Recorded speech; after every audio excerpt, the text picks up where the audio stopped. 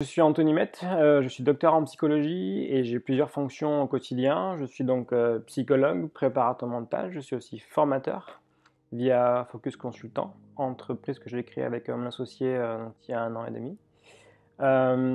Je suis aussi enseignant, je donne quelques cours à l'université en école de commerce maintenant et à la fin je suis auteur. Donc j'écris des livres qui sont en lien avec mon approche donc assez globale sur tout ce qui est en lien avec la psychologie, le mental au sens large et des réflexions personnelles ou un peu plus des fois philosophiques ou éthiques. Travailler les émotions, ça veut dire concrètement, il y a en gros 3 étapes dans le travail que je propose et qu'on propose généralement dans ces approches-là en mindfulness ou en intelligence émotionnelle. 3 étapes qui sont lucidité, acceptation et focus.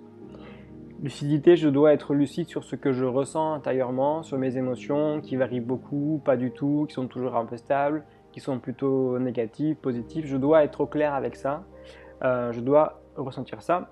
L'exemple concret, c'est pour un sportif qui vient me voir et en fait, le sportif stresse beaucoup en compétition. C'est un peu comment dirais-je, l'attente qu'ils ont tous en venant me voir, c'est de stresser moins en compétition.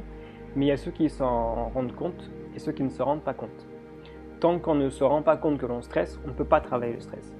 Il faut le ressentir, il faut en avoir pleinement conscience, il faut quasiment être dans une capacité de détail de quels symptômes de stress je ressens, plutôt corporel, plutôt mental, à quelle heure, etc. Tout ça. Et quand on se rend compte de ça, quand on est lucide envers ça, on peut passer à l'étape numéro 2 d'acceptation.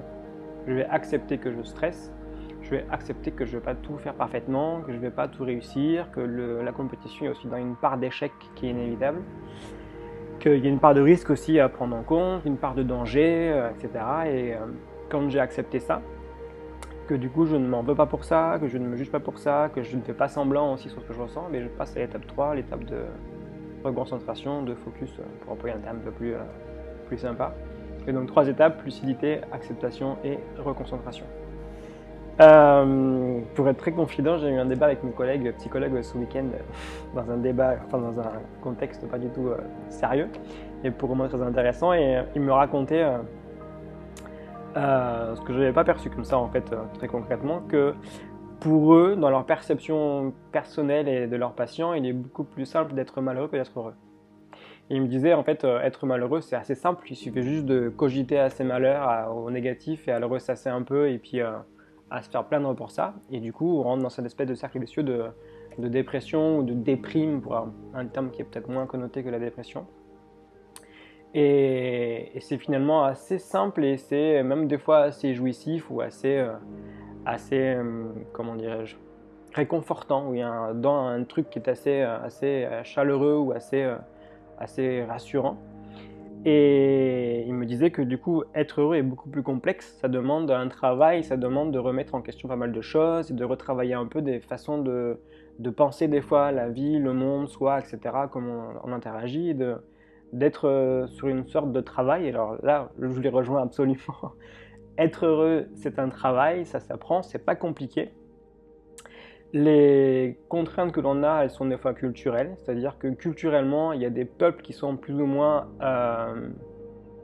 amenés et auxquels on apprend à être heureux. Et je pense que la France n'est pas le plus malheureux des peuples du monde, mais il y a une culture, quand même, une tradition du râlage, de l'insatisfaction, du jamais content, de doutes aussi très importants et de grandes cogitations. On a une tradition aussi, pour le coup en psychologie, de la catharsis et de beaucoup parler, du blabla, comme je dis souvent pour un peu provoquer mes camarades, qui fait que des fois ça touche un peu ses limites et qu'on n'arrive pas forcément à avoir un travail constructif. Et donc je reviens du coup à votre question. En effet, on peut apprendre à être heureux. Évidemment, on n'est pas tous pareils. Il y a forcément une sorte de déséquilibre au départ et une forme, comment dirais-je, d'inégalité. Il y a aussi l'éducation qui joue beaucoup. Si vos parents étaient déjà même heureux, vous aviez un confort de vie matériel assez en place, c'est plus simple, bien évidemment, que ceux qui n'ont rien ou qui sont dans la crainte du lendemain de ne pas avoir à manger ou de ne pas avoir un toit rassurant.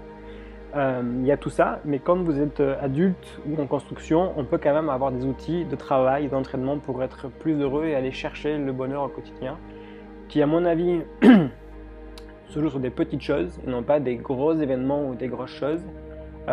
Comme un sportif apprend à aimer les petites progressions à l'entraînement et pas forcément la victoire en grand chelem ou dans le circuit, etc. Parce que c'est finalement assez rare ça. Et si on doit viser toute une vie sur 5 victoires dans une vie ou 5 gros événements, ça ne sert à rien. Alors que le quotidien, c'est du présent, c'est du répétitif, c'est du récurrent et